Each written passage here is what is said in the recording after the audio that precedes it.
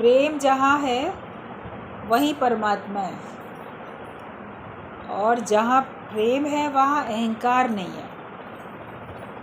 प्रेम की कमी के कारण ही हमारे अंदर अभिमान उपजता है। गुरु का एक ही काम है, हमारे अंदर सबके प्रति प्रेम का भाव जगा देना, मतलब अपनेपन का भाव, दूसरे के हित का भाव जगा देना। वही गुरु का एक उद्देश्य होता है। कहते हैं ज्ञान और प्रेम दो पर हैं पक्षी के, दोनों के बिना वो उड़ नहीं सकता है। तो इसके लिए दोनों ही होने ज़रूरी हैं। तभी भगवान ने कहा ज्ञानी भक्त बनो, मतलब ज्ञान भी हो और प्रेम भी हो। अकेला ज्ञान किसी काम का नहीं है, और अकेली भक्ति भी आपको मुक्ति तक नहीं पहुंचा पाएगी, क्योंकि बिना ज्ञान के वो भक्ति आपकी द्वैत वाली भक्ति होगी। तो दोनों ही चीज़ें हमारे लिए ज़रूरी होती हैं। और कभी मनुष्य को अपने कर्मों का बड़ा अहंकार आने लगता है, तो परमात्मा उसको तोड़ता है। एक दृष्टांत बताया जाता है कि देवताओं को भी अहंकार आ गया। आप लोग सोचते हो देवता तो बड़े अच्छे हैं और हमारे अंदर दैवी गुण आने चाहिए, देवता स्वरूप हम बन जाने चाहिए। तो दैवी गुण आ भी जाएंगे, उनका इस्तेमाल भी करोगे, लेकिन फिर कभी कभी अपने कर्मों को लेके आप असावधान हो जाओ। सब कुछ परमात्मा की कृपा से है, गुरु की कृपा से है, परमात्मा की कृपा से। ये अगर याद रखेंगे तो कभी भी भूल नहीं होगी। वरना मैंने किया, मैं इस लायक बन गया हूँ, मैंने किया, और उस करने का फिर कभी ना कभी हमको अहंकार आने लग जाएगा। अभिमान से हमको अपने आप को बचाना, अभिमान हमेशा के लिए छूट जाए, उसके लिए सदा सदा के लिए प्रेम रखो। तो एक बार देवताओं को भी अभिमान आया, जब उन्होंने युद्ध किया और उसमें जीत गए, तो सब बड़े खुश, देखा कैसे हमने शत्रुओं को, असुरों को हरा दिया। तो भगवान ने देखा कि इन लोग खुश तो हो रहे हैं, खुश होना एक अलग बात है। आपसे कुछ अच्छा हो जाए, आपको प्रसन्नता होती है और होनी चाहिए, लेकिन वो प्रसन्नता गर्व में, अभिमान में ना बदल जाए, उस बात की हमें सावधानी रखनी चाहिए। तो भगवान ने देखा कि ये तो सारे के सारे देवता बड़े गर्व में फूल रहे हैं, अभिमान इनको आता जा रहा है। तो उनके अभिमान को तोड़ने के लिए, आप सब लोग को ये दृष्टांत पता है, भगवान ने ऐसे एक यक्ष का ऐसे रूप बनाया, और वहाँ देवताओं का जहाँ समूह था, जहाँ सब लोग बैठे बैठे अपने अपने पराक्रम की बातें करके खुश हो रहे थे, गर्व कर रहे थे, तो वहाँ पहुँच गए। तो देवताओं ने कहा, रे भाई तुम कौन हो, कैसे आ गए यहाँ पे? तो भगवान जो वो रूप धारण किए हुए थे यक्ष का, तो भगवान ने कहा पहले तुम बताओ तुम कौन? तो अग्नि देवता जो था ना, बड़े उससे कहता है, मैं अग्नि देवता हूँ? बोले अग्नि देवता हो, तुम क्या कर सकते हो? बोला मैं क्या कर सकता हूँ, मैं सबको जला सकता हूँ। तो उन्होंने कहा एक तिनका रख दिया सामने, लो इसे जला के दिखाओ। अग्नि देवता को बड़ा अंदर में अजीब लगा, गुस्सा भी आया, ये क्या मेरे शक्ति को पहचानता नहीं है? एक तिनका मेरे सामने क्या चीज़ है, इसको तो मैं तुरंत जला सकता हूँ। अब अग्नि देवता ने सारा जोर लगा लिया, लेकिन देखा उस एक तिनके को जला ही नहीं पा रहा, वो तिनका जल ही नहीं रहा। तो बड़ा शर्मिंदा हो गया और वापस जाके अपनी जगह पे बैठ गया अग्नि देवता। फिर आगे आया वायु देवता। वायु देवता ने कहा, जब पूछा कि मैं वायु देवता हूँ, मैं सबको उड़ा सकता हूँ, तो उन्होंने वही कहा, अच्छा इस एक तिनके को उड़ा के दिखाओ। तो वो इस एक तिनके को भी नहीं उड़ा सका, पूरा जोर लगा दिया, मगर तिनका अपनी जगह से टस से मस नहीं हुआ, उड़ा ही नहीं। वो भी शर्मिंदा होके बच गया। ऐसे जल देवता आगे बढ़ा, मैं सबको डुबो सकता हूँ, मगर तिनके को डुबो नहीं पाया। तो सभी देवताओं ने अपनी अपनी शक्ति, अपना अपना पराक्रम, जिस बात पे वो अभिमान करते थे उसका परिचय तो दिया, लेकिन उस तिनके का कुछ बिगाड़ नहीं सका। तब यक्ष रूप में भगवान ने कहा, एक तिनके तक को तो तुम कुछ नहीं कर सकते, तो तुम किस बात के लिए अभिमान करते हो। अब वो सब शर्मिंदा हो गए। वो समझे आखिरकार ये कौन है जिसके पास इतना शक्तिशाली तिनका है। फिर उनको समझ में आई बात कि यही भगवान का ही रूप है, भगवान ही है इस रूप में। और भगवान ने फिर अपना रूप दिखाया। कहा कि जब तक भगवान की शक्ति तुम्हारे में नहीं है तब तक तुम कुछ भी नहीं कर सकते। अभी हर एक के अंदर कितनी भी शक्ति है, लेकिन वो शक्ति अगर भगवान की शक्ति नहीं है तो आप नहीं कर सकते हो। पहले से ही भगवान की शक्ति को मान लो कि तुम्हारी शक्ति के सिवाय मैं कुछ भी नहीं। ये बात हमारे अंदर में पक्की अंदर तक बस जानी चाहिए, बैठ जानी चाहिए। जब आगे भगवान को रखोगे तो अभिमान नहीं कर पाओगे। कहते हैं प्रभु ते भूलियाँ तो व्यापन सभी रोग। अहमता, ममता, कर्तापने के रोग सारे भगवान को भूलने से ही आते हैं। और अहमता तो सबसे पहले आती। प्रेम बिना अभिमान न जाता। भगवान को आगे रखो, भगवान की भक्ति में रहो, भगवान के प्रेम में रहो, तो आपके अंदर कभी अभिमान नहीं आएगा और फिर गिरावट भी नहीं होगी। प्रेम वाला व्यक्ति उन्नति करता जाता है, अभिमानी गिरावट में जाता है। कभी भी किसी बात का अभिमान नहीं करो, क्योंकि अभिमान सदा नहीं रहता, वो मिट जाता है। अभिमान समाप्त होता है, अभिमान करने वाला भी समाप्त हो जाता है। लेकिन न प्रेम कभी समाप्त होता है और न प्रेम करने वाला कभी समाप्त होता है। शरीर भले उसके नष्ट हो जाते हैं, लेकिन उसका प्रेम हमेशा रहता है और उस प्रेम करने वाले की याद हर एक के हृदय में हमेशा रहती है। प्रेम सबको पसंद भी तो आता है। पशु पक्षियों तक को प्रेम पसंद आता है, पेड़ पौधे तक को प्रेम पसंद आता है। प्रत्येक मनुष्य को, छोटा बच्चे से लेके बूढ़े तक का कोई भी हो, हर एक को प्रेम तो पसंद आता है। तो क्यों ना सबकी पसंद का ही कार्य किया जाए। जिसको भी देखो भगवान जान के देखो, अपना आप जान के देखो और उसमें अपनत्व रखो। अपनापन रखोगे तो आपका उससे प्रेम बना रहेगा। और जैसे भी बात बताई आप लोगों ने कि प्रेम अगर शरीर के तल पे होता है तो वो खराब हो जाता है, उसके परिणाम खराब हो जाते हैं। क्योंकि जैसे पानी की बूंद अगर मिट्टी में मिल जाती है तो वो बेकार चली जाती है, लेकिन वही पानी की बूंद अगर सीप के मुख में जाती है तो मोती बन जाती है, कहते केले में गिरती है तो कपूर बन जाती है। लेकिन ऐसे मिट्टी में गिरे तो बेकार हो जाती है ना, किसी काम की नहीं रहती, किसी की भी प्यास नहीं बुझा पाती है।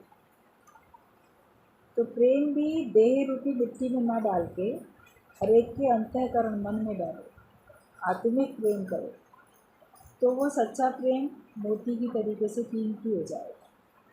हमें बाकी और किसी भी चीज़ से कुछ ऐसा काम हमारा नहीं बन पाएगा जो प्रेम से बन सकता है। जो काम पैसे से नहीं बनता, बड़े पद से नहीं बनता, लेकिन वो प्रेम रखने से बन जाता है। सबके साथ क्यों ना हम प्रेम ही करें। अपने स्वयं का हम कब तक अभिमान करें। बोला गया है कि जब तक था दम में दम ना दबे आसमां से हम, और अब जबकि दम निकल गया तो हमें धरती नहीं दबा दी। वो जिसके ऊपर धरती पे बड़ा हम रॉड से पैर जमा के चलते हैं, ठोकर लगा के चलते हैं, वही धरती हमको अंदर दबा देती है, उसी में हम अंदर दाखिल हो जाते हैं। और जब तक लगता है कि हमने बड़ा दम है तो हम आसमान से भी नहीं दबते, मैं कुछ हूँ, मैं क्या नहीं। लेकिन दम निकल जाएगा तुम्हारी सारी सत्ता सारी शक्ति सब खत्म। तो वो श्वासें भगवान की ओर से तो दी गई, उनका करें सदुपयोग। किसी से भी बहस करने से कुछ हासिल नहीं होता, बल्कि अलग अलग पार्टी बनती जाती है। चुनाव से पहले सब बड़े बड़े वादे करते हैं और बाद में सब गायब हो जाते हैं। आजकल भी चुनाव का दौर शुरू होने जा रहा है। गुरु जी की वाणी में भी देखो वही बात अक्सर देखा जाता है, जैसा बाहर का माहौल होता है वैसी वाणी अपने आप ऑटोमेटिक निकल आती है।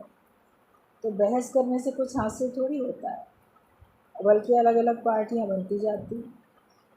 हम इसकी विचार हमारे नहीं मिलते, इससे हमारे नहीं मिलते, हमारे इससे नहीं मिलते, हम अपना अलग दल बनाएंगे।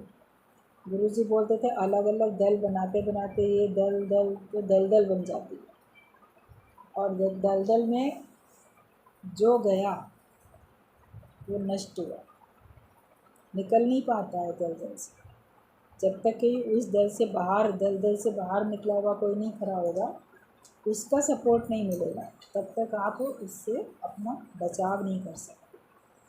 तो ये मेरी पार्टी, ये मेरी पार्टी, ये मेरा इलाका, ये तेरा इलाका, ये मेरा दल, ये इसका दल, तो सब दल में ही पड़ेगा और धंसते ही जा रहे हैं, माया में अहंकार में धंसते ही जा रहे हैं। लेकिन जब ब्रह्म ज्ञानी का संग करते हैं, जो कि सबसे निर्लेप न्यारा हो, उसका संग करते हैं, तो हम इस दलदल से छूट पाते, निकल पाते हैं इससे बाहर। तो किसी से बहस नहीं करो किसी बात को लेकर। लोग अपनी बात को तो बताना नहीं चाहते, अपनी कमी को सामने रखना नहीं चाहते, अपनी कमी को दूर करना नहीं चाहते, लेकिन बहस करते हैं। अपनी तरफ नहीं देखेंगे, उसमें भी तो ये खराबी है, उसमें भी तो वो खराबी है, वो भी तो ऐसा करता है, उसके लिए क्यों नहीं देखते, उसके लिए क्यों नहीं देखते।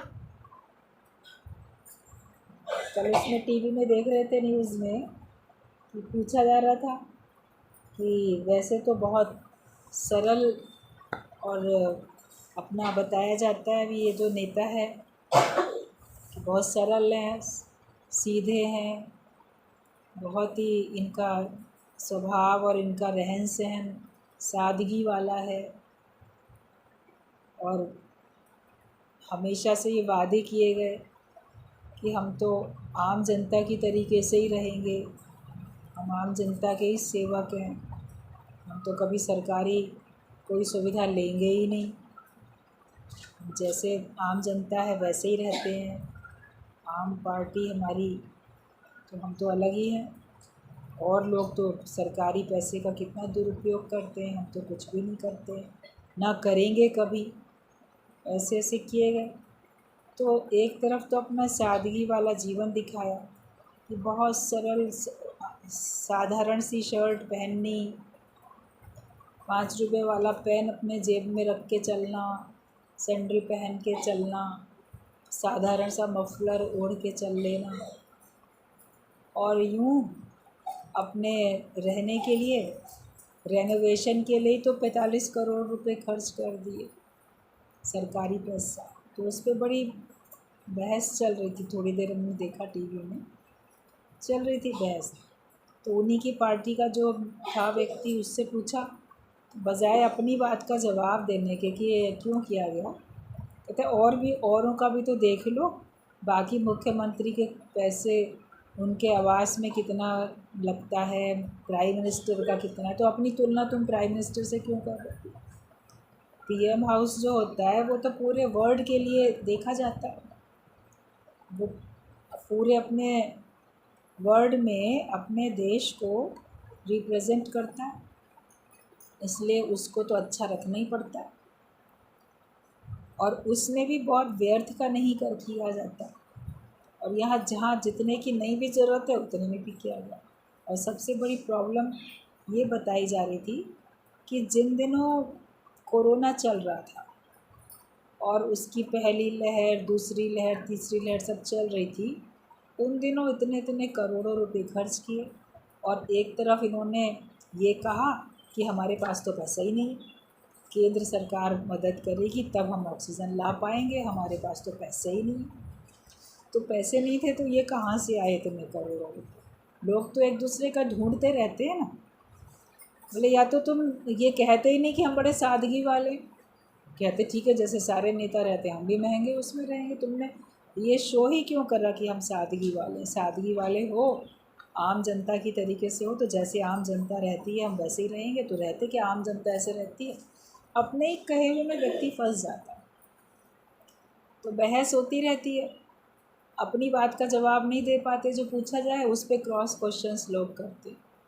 तो ये सारे संसार में ज़्यादातर लोगों का ऐसा ही स्वभाव बन जाता है कि उनसे कहो देखो तुम ऐसा क्यों कर रहे हो, ये तुम्हारे पार्ट पे शोभा नहीं देता, तो बजाय अपने को सुधारने के बोलेंगे क्यों फलाना भी तो ऐसे करता है, ढिकाना भी तो ऐसे करता है, वो भी तो ऐसे करता है, तो उसको क्यों नहीं मना कर देते हो, उसको क्यों नहीं रोक लेते हो।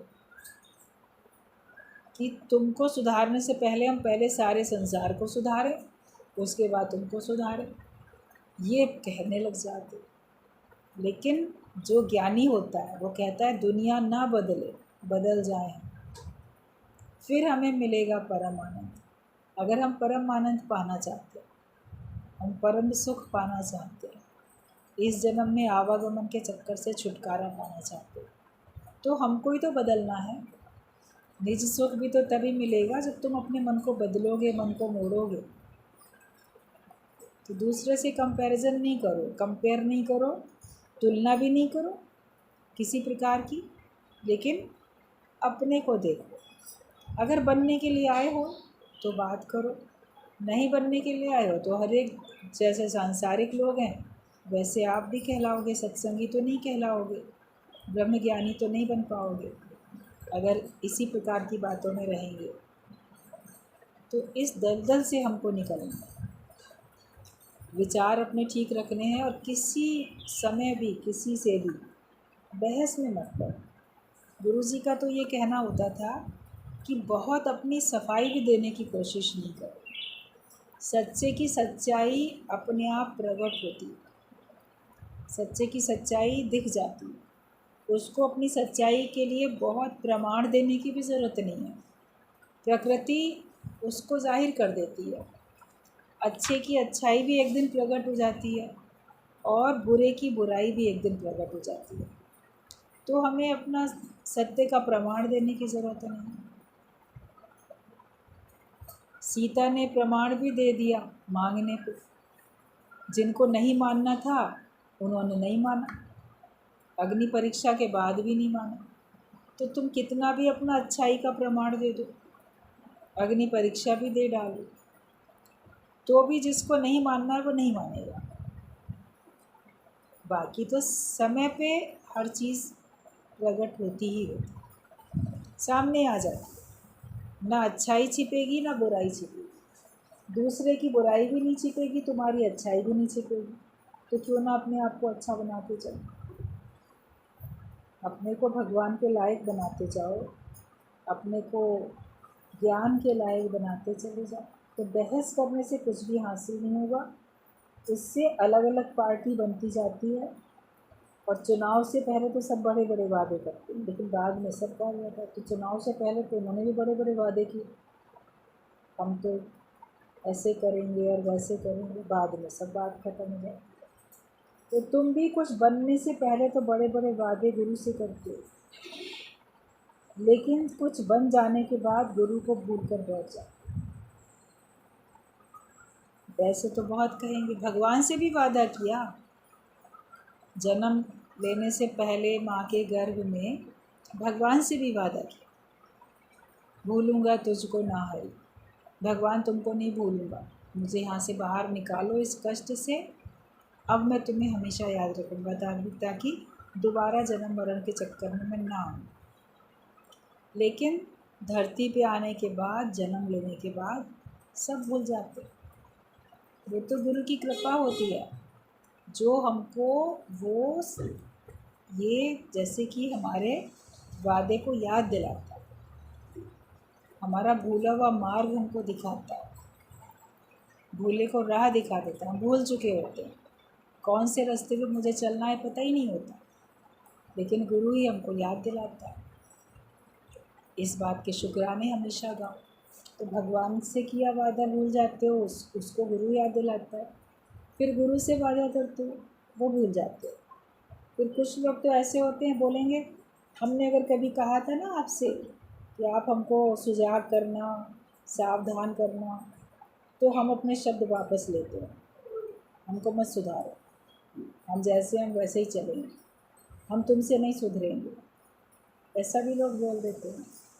तो ये अहंकार है जिसके कारण से व्यक्ति इस हद तक अपने मुख से शब्द निकालता है और उसका नुकसान उसे स्वयं से सहना पड़ता है। उसका नुकसान किसी और को नहीं होता, उसका नुकसान उसको स्वयं को होता है, क्योंकि वो फिर जन्म मरण के चक्कर में आता है। आए जाए दुख पाए, वो आता है जाता है 84 लाख योनियों में और वो दुख पाता रहता है। तो अभी तो मैं अज्ञानी हूँ, मैं ज्ञानी बन जाऊँ, मैं ब्रह्म ज्ञानी बन जाऊँ, मन ये सोचता है। अभी मैं सुनने वाला हूँ, फिर मैं गुरु बन जाऊँ। और बनने के बाद आप जो हो भूल जाते हो, भगवान को भी, ज्ञान को भी, गुरु को भी, सबको भूल जाते हो। नहीं भूलता तो अपना देह अभ्यास नहीं भूलता, वो और पक्का हो जाता है। आत्मा नहीं भूलनी चाहिए तो वो भूल जाती है, और देह को भुलाना चाहिए तो उसको याद रख लेते हो, तो ये गिरावट हो जाती है। हमें अपने आप को याद दिलाते रहना है कि मैं कौन हूँ। अपने सच्चे स्वरूप की हमको याद दिलाते रहना है कि मैं कौन हूँ। अमृत में मिठास नहीं होगी तो वो अमृत भी, जैसे कि आपको क्या कहोगे कि वो अमृत है। अगर अमृत में मिठास नहीं होगी तो वो अमृत भी हमको, ये नहीं हम कहेंगे कि ये अमृत है और कड़वा, लेकिन फिर हम उसको अमृत कहेंगे हम। तो ज्ञान का अमृत है, तो इसमें तो मिठास होगी, ये तुम्हारे अंदर जाएगा, ये तुम्हारे जीवन में मिठास भर देगा। आप मीठी चीज़ खाओ तो आपके मुख में मिठास आ जाती है ना। तो ज्ञान का अमृत भी हमारे अंदर जाएगा तो हमारे जीवन में मिठास आएगी। लेकिन अगर हमारे अंदर कड़वाहट है, इसका मतलब अभी हमारे अंदर ज्ञान का अमृत गया ही नहीं। कभी अमृत का प्याला दो तो भी अहंकार के कारण आप उसे गिरा देते, अहंकार के कारण व्यक्ति उसको गिरा देता है।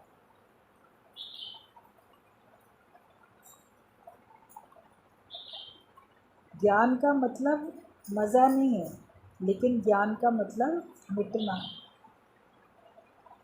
ये नहीं कि ज्ञान है तो हमको एक अच्छा दायरा मिल गया, चारों तरफ हमारे फॉलोवर्स बन गए, या हमारे एक अच्छे सहयोगी मित्र हमारे तैयार हो गए, फिर एक ग्रुप बन गया, फिर उस ग्रुप के संग हम लोग मौज मस्ती करते फिरते हैं।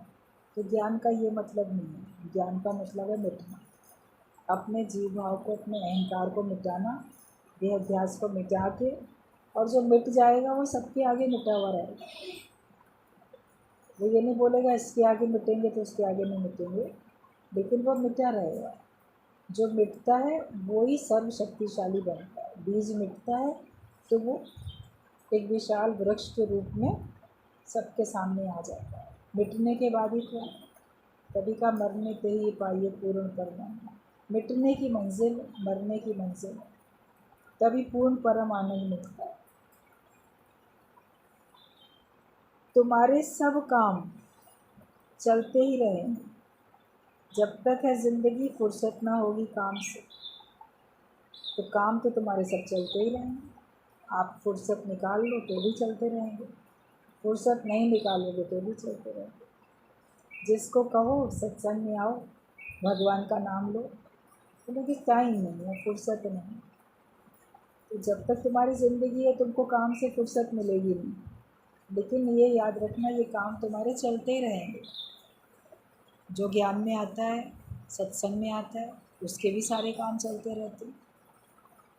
वो समय भी निकाल लेता है सत्संग के लिए, उसके बावजूद भी उसका कोई काम छूटता नहीं है, सब होता रहता है। कैसे उसके अंदर में इतनी ताकत आ जाती है सारा कार्य निपटा लेने की। टाइम से सारा काम कर लेने की, क्योंकि वो अपने समय के एक एक मिनट को उसका सदुपयोग करना सीख जाता है।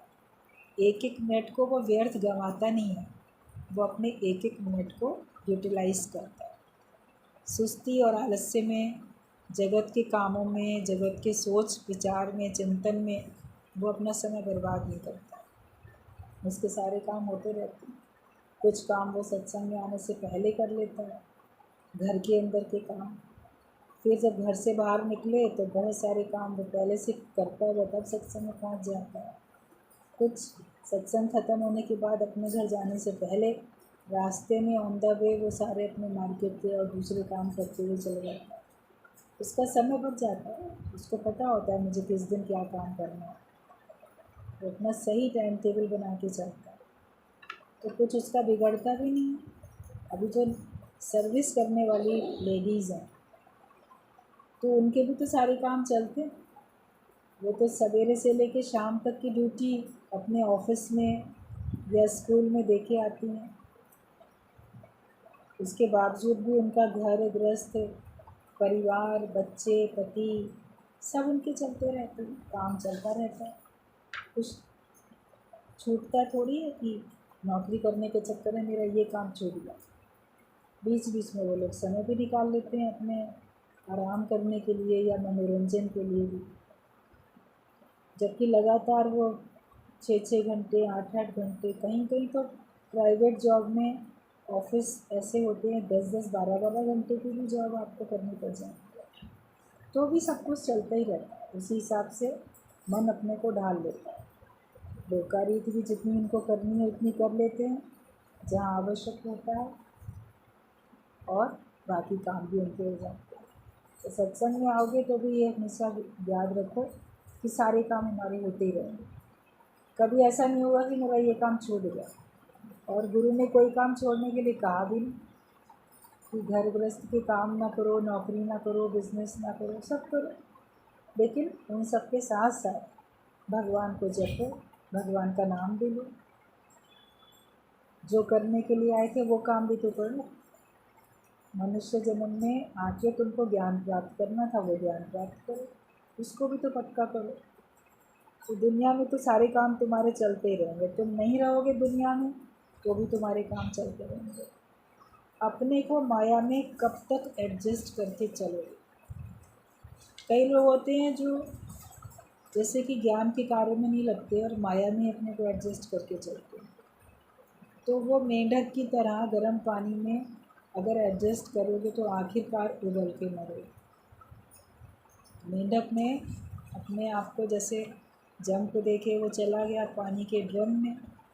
अब उस ड्रम को अंगीठी पे रख दिया गया गर्म होने के लिए पानी। तो पहले हल्का हल्का गर्म पानी हुआ, उसको बड़ा अच्छा लगा कि सर्दी का मौसम है, पानी गुनगुना बड़ा अच्छा लग रहा है। लेकिन वो पानी धीरे धीरे गर्म होता गया। बोला नहीं अभी भी सह पाता हूँ, बाद में जंप लगा लूँगा, अभी इतना गर्म भी सह पा रहे हैं, बाद में जंप लगा लूँगा। लेकिन जब पानी असहनीय होने लगा तब उसने जंप लगानी चाहिए तो उसकी ताकत ही कम हो गई थी। और वो ड्रम से जंप दे के जब ऊपर ड्रम के किनारे पे अपने को टिका के बाहर अपने को सेकंड जंप देना चाहे तो ड्रम का किनारा भी बड़ा गर्म था, उससे फिर छूट के पानी में गिरता था, निकल ही नहीं पाया, उसी में ही उबल के मर गए। तो माया भी ऐसी है। आप सोचोगे अभी तो सह पा रहे हैं, अभी तो सह पा रहे हैं, बाद में निकलेंगे माया से, बाद में छूटेंगे, बुढ़ापे में छोड़ेंगे माया, तो तब तक आपके अंदर में छोड़ने की क्षमता खत्म हो जाएगी, आपके अंदर ताकत ही खत्म हो जाएगी माया को नो करने की। क्योंकि आपका जब तक अपना शरीर स्वस्थ है तब तक मन भी स्वस्थ होता है, तब तक आपके अंदर में मन में भी हौसला होता है, मन में भी हिम्मत होती है। और जब आपका शरीर ताकतवर नहीं रहता, उसमें कमज़ोरी आती है, तो आपके मन में भी हौसला हिम्मत कम हो जाता है, मन की शक्ति भी कम हो जाती है। फिर आप जगत को और माया को छोड़ नहीं पाते, निराधार अपने को कर नहीं पाते। लगता है कि नहीं इनका आधार लेना तो बहुत ज़रूरी है, ये नहीं पूछेंगे तो कौन पूछेगा। माया नहीं होगी तो कैसे काम चलेगा। घर वाले ही तो मेरे को सेवा करेंगे, वो नहीं होंगे तो कैसे काम चलेगा। मन जैसे रिस्क भी नहीं ले पाता और छोड़ भी नहीं पाता, तो फिर आखिरकार एक दिन माया में ही व्यक्ति अपने को समाप्त कर लेता है। तो हमें अपने अंदर केवल माया से नहीं लेकिन परमात्मा से एडजस्ट करने का जज्बा होना चाहिए। ये हो कि मैं भगवान से एडजस्ट करूँगा पहले ही दिन से, जिस दिन से ज्ञान मिले उसी दिन से अपने को पक्का निश्चय करा। अभी नहीं करोगे तो कभी नहीं कर पाओगे, आज नहीं तो कभी, नाउ और नेवर का ज्ञान। आप सोचते हो बाद में करेंगे तो बाद में आप नहीं कर सकते। कुछ लोग तो अमर आत्मा वाला भजन सुनकर ही डर जाते हैं, क्योंकि वो भजन केवल मौत में गाने के लिए छोड़ दिए। जब किसी के घर में मृत्यु होती है तो जो सत्संग के लोग जाएंगे, सत्संगी, वहाँ जाके बैठ के पहले तो यही गाना शुरू करेंगे, अमर आत्मा सच्चिदानंद में। जाने क्यों यही भजन ज़रूर गाते हैं। तो लोगों ने इस भजन को बना लिया कि ये तो ना मृत्यु पे ही गाया जाए, क्योंकि उसके अलावा कभी गाते ही नहीं, जबकि वो तो आत्मिक निश्चय वाला भजन है। तो मृत्यु में गाने वाला थोड़ी है। चलो मृत्यु के समय भी कई भजन गाए, उसमें एक ये भी गा लो, लेकिन वो केवल तभी गाया जाएगा, उसके अलावा गाया ही नहीं जाएगा। ये धारणा नहीं होनी चाहिए। तो लोग ऐसा बना लेते हैं। फिर अगर कोई कभी गाने बैठेगा तो डरेगा, अरे ये अमर आत्मा वाला भजन गाया जा रहा है, ज़रूर किसी की मौत की खबर मिलेगी सुनने के लिए, ये तो बड़ा अशुभ भजन है। तो भजन कहीं अशुभ होता है? जिसमें आत्मा का निश्चय पक्का कराया जा रहा है, वो भजन कैसे अशुभ हो सकता है? लेकिन मन है, किसका मन कैसा, किसका मन कैसा। कभी बाई चांस ऐसा हो गया एक आध बार कि ये भजन कभी गाया गया सत्संग में, और उस दिन कहीं किसी की मृत्यु का भी समाचार मिल गया, तो और पक्का हो गया, अरे आज ये भजन सुना था, देखो फलाने की मृत्यु का समाचार मिल गया।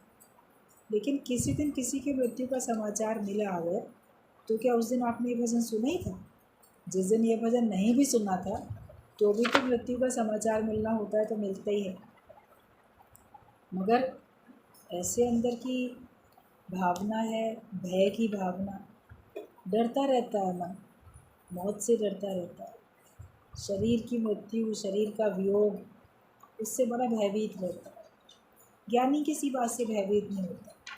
वो जानता है जितनी चाबी भरी राम में उतना नाचे खिलौना, इसलिए वह कभी भी किसी की मृत्यु को सोच के भयभीत होता ही नहीं है, बल्कि वो मृत्यु के लिए सोचता ही नहीं। वो जानता है कि मृत्यु बनी नहीं, वो हमेशा अपनी आत्मिक स्थिति में रहता है, तो वो खुश रहता है। मौत अगर तुम अपनी मर्ज़ी से लो तो तुम्हारे लिए मज़ा है, लेकिन काल अगर मारेगा तो क्या तुम्हारे लिए मज़ा होगा? तो जीते जी की मौत कबूल करो, तब तो तुम्हारे लिए आनंद है, अच्छा है। लेकिन काल अगर तुमको लेके जाएगा, तुम्हारी मर्ज़ी नहीं थी, तो तुम्हारे लिए वो सज़ा बन जाती है। लेकिन तुम तो पहले ही देह को छोड़ के बैठे हो, मैं इस देह से काम उतार के बैठा हूँ, इसलिए जब भगवान चाहे तब इस देह को ले ले, प्राणों को ले ले, मैं इनसे अपना काम उतार के बैठा। तो ज्ञानी चतुर होशियार है, तो अपना काम उतार के बैठा, वो मुक्ति का निश्चय करके बैठा है और सबसे वैराग्य लेके बैठा है। किसी के भी शरीर से उसको अब कोई काम नहीं है, इसलिए किसी का भी शरीर जाए उससे उसका कोई मतलब नहीं है, उसके जाने का उसको कोई अभाव, ऐसा कष्ट नहीं है कि वो भी जीते जी सोचेगा कि इसके तो प्राण चले गए, इसके प्राण गए तब ये मुर्दा बना। लेकिन प्राण रहते हुए भी आप लोग मोह के कारण से जीते जी अपने को मुर्दा मान लेते, तो उससे आपको कुछ चाहिए था इसीलिए। लेकिन जो अपना काम उतार के बैठा है उसको किसी से कुछ भी नहीं चाहिए, कहता भगवान की मर्ज़ी थी, प्रभु की अमानत थी, प्रभु की अमानत थी, उसने अपनी अमानत वापस ले ली। जितने दिन के लिए हमको दिया था संग, उतना भगवान का शुक्राना। तो भगवान की आज्ञा मान के वो खुश रहता है और भगवान ने हर एक के लिए पहले से ही श्वासें लिख के भेजी। उतनी वो जिएगा, उसके अधिक वो नहीं जिएगा। जो ये बात समझ जाता है वो दुखों से उपराम हो जाता है। तुम गुरु की बात नहीं सुनते हो और काल की आवाज़ भी नहीं सुनते हो, सब बहरे हो। तुमको कोई बाद में भी एक घड़ी नहीं रखेगा, इसलिए हर घड़ी हर वेले भगवान का नाम लो। बाद में शरीर छूट जाएगा तो कोई तुमको रखने वाला नहीं है। सब बोलेंगे चलो जल्दी हटाओ इसको, जितनी जल्दी हो सके इसका अंतिम संस्कार कर दो। आप सोचो नहीं इसका घर था, ये मालिक था, चलो 2-4 दिन और रख लें इसको, तो कोई नहीं रखेगा। बल्कि जितने देर तक मृत शरीर पड़ा रहेगा सोचेंगे जल्दी हटे, धुलाई करके सफाई करके नहा धो के घर को स्वच्छ करें। इसके रहने से यहाँ पे जैसे कि अशुद्धि आ गई। जीते जी बैठे हो तो नहीं कोई बोलेगा अशुद्धि आ गई, लेकिन मृत्यु होते ही लगेगा ये जैसे अशुद्ध हो गया सारा का सारा। तो कोई तुमको एक घड़ी भी रखने वाला नहीं है। लेकिन ये बात तुम गुरु की सुनते नहीं हो, ज्ञान भी सुनते हो तो जैसे बहरे कानों से सुनते हो। तुमको शायद सच चाहिए ही नहीं, इसीलिए बहरे कानों से सुनते हो कि तुमको शायद सच चाहिए ही नहीं।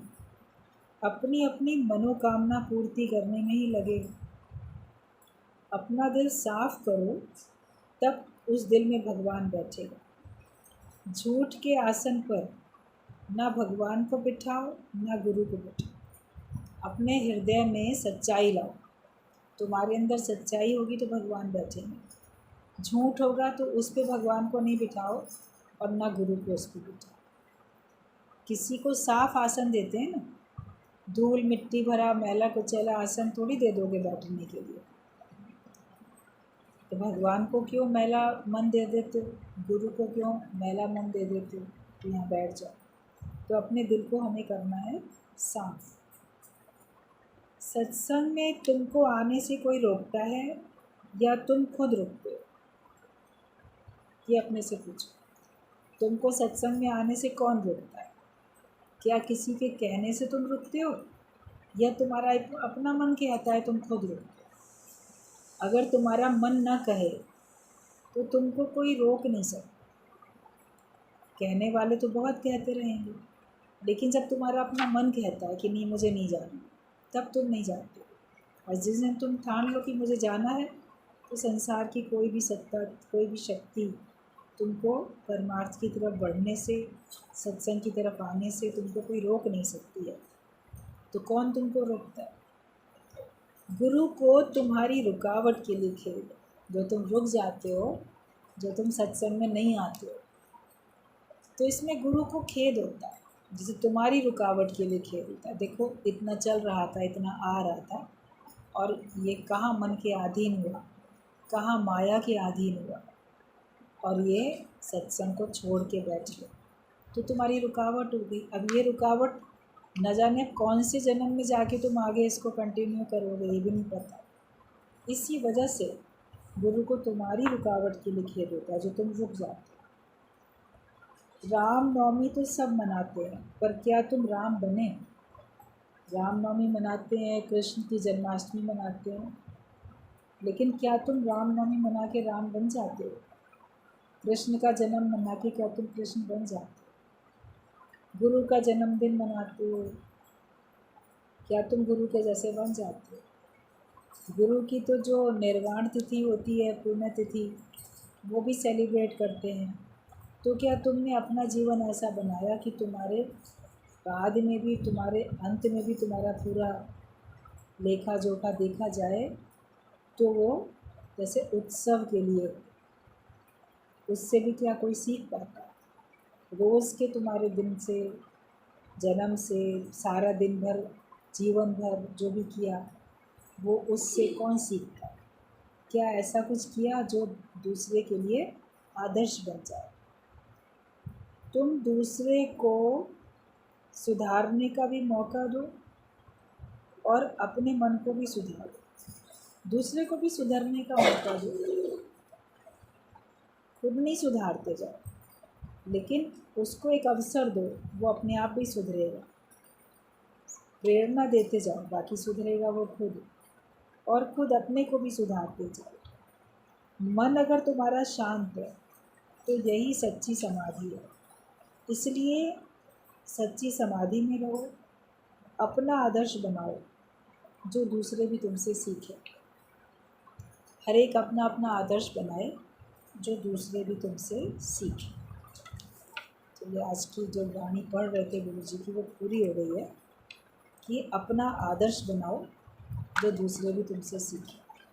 हर एक अपने अपने आदर्श को देखता, गुरु के आदर्श को खुद देखता है, आपका सबका आदर्श सारा संसार देखता है। मत समझना कि लोग केवल गुरु के आदर्श को देखेंगे, लेकिन सत्संग में आने वाले प्रत्येक एक एक प्रेमी को, एक एक सत्संगी को सारा संसार बड़ा माइन्यूटली चेक कर रहा है, बहुत सूक्ष्म तौर पे चेक कर रहा है कि ये जाता तो है ज्ञान में, लेकिन वास्तव में ज्ञान के अनुसार बनता है कि नहीं बनता, उसने अपने आप को ज्ञान के हिसाब से बनाया कि नहीं बनाया।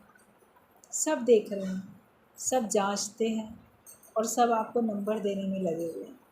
लेकिन आप अपने को देखो कि मैं अपनी दृष्टि में पूर्ण ब्रह्मज्ञानी बन जाऊं, तो कोई मुझे कितने भी नंबर दे वो मुझे फ़ेल नहीं कर पाएगा, किसी भी स्थिति में फ़ेल नहीं कर पाएगा, क्योंकि हर परिस्थिति में मैं अपने को ज्ञान के हिसाब से ही खड़ा हुआ पाऊँगा। और आपका जो मन है वो गवाही देगा इस बात की कि तुम ज्ञानी हो कि तुम अज्ञानी हो।